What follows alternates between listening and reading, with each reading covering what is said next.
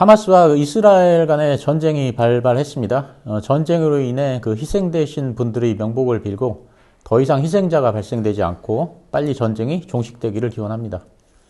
지난 월요일에 그 하마스가 이스라엘을 공격함으로써 하마스와 이스라엘 간의 전쟁이 시작되었습니다. 사실 전쟁이라고 하기에는 너무 일방적이겠지만 어쨌든 양측 간의 공방이 계속되고 있습니다. 한편 지난주에 한국은행은 디지털 화폐, 그러니까 CBDC로 그 예금 등의 실거래를 실험해 보기로 했는데 내년 말에는 일반인도 참여할 수 있다는 뉴스가 나왔습니다. 이제 우리나라도 본격적으로 디지털 화폐의 시대에 접어들고 있는 것 같습니다. 우리나라에서도 본격적으로 CBDC가 도입되는 것이냐는 질문에 한국은행 관계자는 이번 테스트가 CBDC의 본격 도입을 의미하지는 않는다고 하면서 최종 확정된 설계 모델도 아니라는 점에 유의해달라고 했습니다만 CBDC의 도입은 멀지 않은 것으로 보입니다. 아마도 2025년에는 CBDC가 도입될 것으로 예상이 됩니다. 저는 만약에 한국은행에서 CBDC를 발행해서 유통이 된다면 일정 규모의 돈은 반드시 CBDC로 전환해서 전자지갑에 가지고 있어야 한다는 말씀을 드립니다.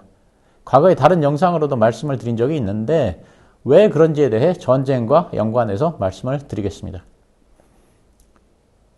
지금 보시는 그림은 2021년 아프가니스탄입니다. 탈레반이 수도 카불을 점령한 이후에 금융거래가 사실상 중단되었고 은행도 예금의 지급을 중단했습니다.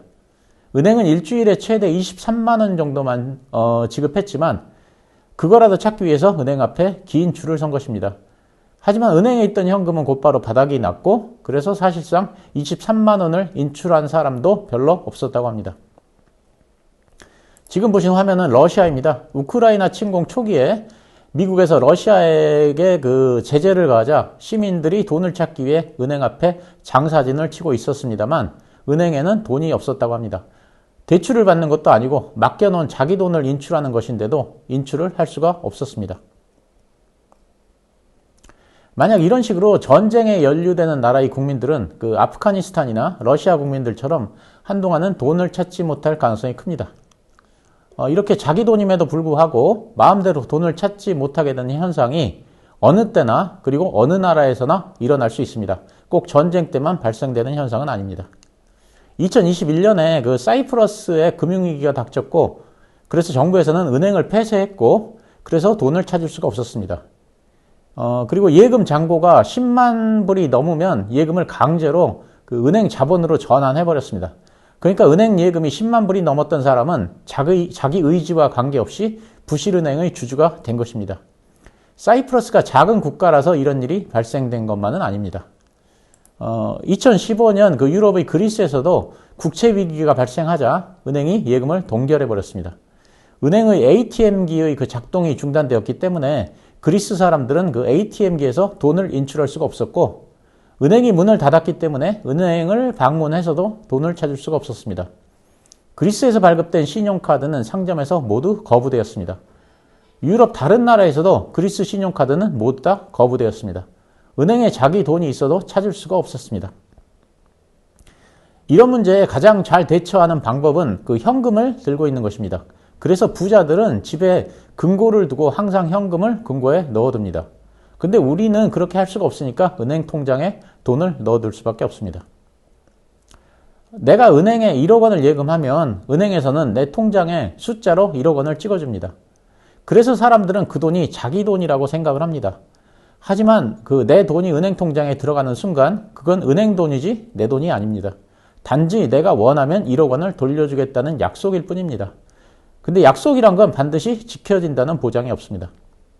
은행은 내가 예금한 1억 원으로 레버리지를 일으켜서 10억 원을 다른 사람에게 대출해 줍니다. 그런데 만약 은행이 돈을 빌려준 사람한테서 돈을 회수하지 못하면 그냥 내 돈은 없어지는 것입니다. 그래서 은행에 예금한 사람도 돈을 돌려받지 못하게 됩니다. 물론 그 경제가 안정된 현실에서는 일어날 가능성이 거의 없지만 만약 금융위기가 닥치면 충분히 일어날 수 있는 일입니다. 예를 들면 저축은행이 부실화됐을 때 5천만 원이 넘는 돈을 돌려받지 못한 사람은 아주 많습니다. 1998년 IMF 외환위기 때 정부가 개입하지 않았다면 우리나라 국민들은 제1은행이나 조흥은행 등 수많은 그 은행의 그 예금을 돌려받지 못했을 것입니다. 그런데 그 CBDC는 다릅니다. 디지털 화폐는 본인의 디지털 지갑에 직접 화폐가 들어가 있는 것입니다. 그러니까 CBDC는 본인의 돈입니다. 그래서 은행에서 따로 돈을 찾을 필요가 없이 항상 전자지갑에 현금이 들어있는 것입니다. 전쟁이 오건 금융위기가 오건 그 돈은 그대로 내 돈이고 사용할 수 있는 돈입니다. 진짜 돈과 가짜 돈을 구분하는 방법은 일렬번호가 있느냐 없느냐입니다. 지금 그림의 왼쪽은 우리가 사용하는 지폐들입니다. 각 지폐마다 다 일렬번호가 있습니다. 그래서 이건 진짜 돈입니다. 그런데 우리가 은행에 예금을 하면 은행에서는 통장에 금액을 찍어줍니다. 이 금액에는 일렬번호가 없습니다. 그렇기 때문에 은행 예금은 진짜로 내 돈이 아닙니다. 그림 오른쪽을 보시면 전자지갑 안에 들어가 있는 CBDC입니다. 빨간 줄을 친 부분을 보시면 화폐에 일렬번호가 있습니다. 그렇기 때문에 이건 진짜 돈입니다. 이 돈을 전자지갑에 가지고 있으면 진짜 돈을 가지고 있는 것입니다. 그 세상에는 어떤 일이 발생될지 아무도 모릅니다. 그렇기 때문에 만약 한국은행에서 CBDC를 발행한다면 일정 금액은 꼭 CBDC로 보관할 것을 권해드립니다. 참고로 우리가 사용하는 종이 현금과 그 CBDC의 차이점을 간략하게 설명드리자면, 첫째, 그 CBDC는 익명성을 제한할 수 있습니다. 그러니까 정부에서 그 개인의 거래 내역을 다 들여다볼 수가 있습니다. 근데 이게 여러 가지 문제를 일으킵니다. 특히 그 사생활 보호가 필요한 거래에서 신분이 노출될 수 있습니다. 예를 들면 정신질환 관련 약 처방을 받은 그 본인의 이력을 노출하고 싶지 않은 경우입니다. 둘째, 이자 지급이 가능합니다. 우리가 사용하는 그 종이 현금은 누가 얼마나 보유하고 있는지 또 얼마나 오랜 기간 보유하고 있는지를 파악할 수가 없기 때문에 이자를 지급할 수가 없습니다. 그렇지만 CBDC는 한국은행이 이를 파악할 수가 있기 때문에 일정 수준의 이자를 지급할 수가 있습니다. 여기서 말씀드리는 것은 한국은행이 직접 CBDC 소유자에게 이자를 지급한다는 것입니다. 셋째, 한국은행에서 보유 한도를 설정할 수 있습니다. 그러니까 1인당 얼마 이상은 전자지갑에 보유할 수 없다는 한도를 설정할 수 있습니다. 만약 무제한으로 보유할 수 있다고 허용을 하면 특히 시중은행으로 들어오는 돈이 축소될 수 있고 그러면 시중은행에 문제가 생깁니다. 그래서 1인당 한도를 설정할 가능성이 아주 큽니다. 넷째, 이용 시간의 조절이 가능합니다. 예를 들면 CBDC는 밤 12시부터 새벽 5시까지는 사용할 수 없다와 같이 이용 시간에 제한을 하는 것이 가능합니다. 다섯째, 마이너스 금리 정책의 구현이 가능합니다. 코로나19 때 경기 침체를 막기 위해서 우리 정부에서는 전 국민에게 재난지원금을 지급했습니다. 이 돈을 소비해서 경기를 활성화시키는 것이 재난지원금의 목적이었기 때문에 국민들은 이 돈을 빨리 사용해야 합니다.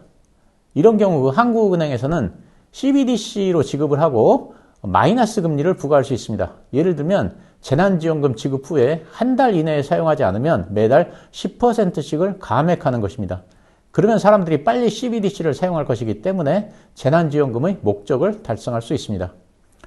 다만 CBDC에 마이너스 금리를 부과하면 사람들은 곧바로 현금, 그러니까 종이지폐로 교환을 해버릴 수가 있기 때문에 큰 효과가 없을 수도 있습니다. 마침 한국은행에서 CBDC를 직접 실험해 보기로 했다는 기사가 나왔는데 중동 지방에서 전쟁이 발생되었다는 뉴스도 나왔습니다. 그래서 CBDC의 필요성에 대해 말씀을 드렸습니다. 참 힘든 날이 계속되고 있는데 여러분들 자산시장이 더 이상 하락하지 않기를 바라면서 오늘 영상을 마치도록 하겠습니다. 감사합니다.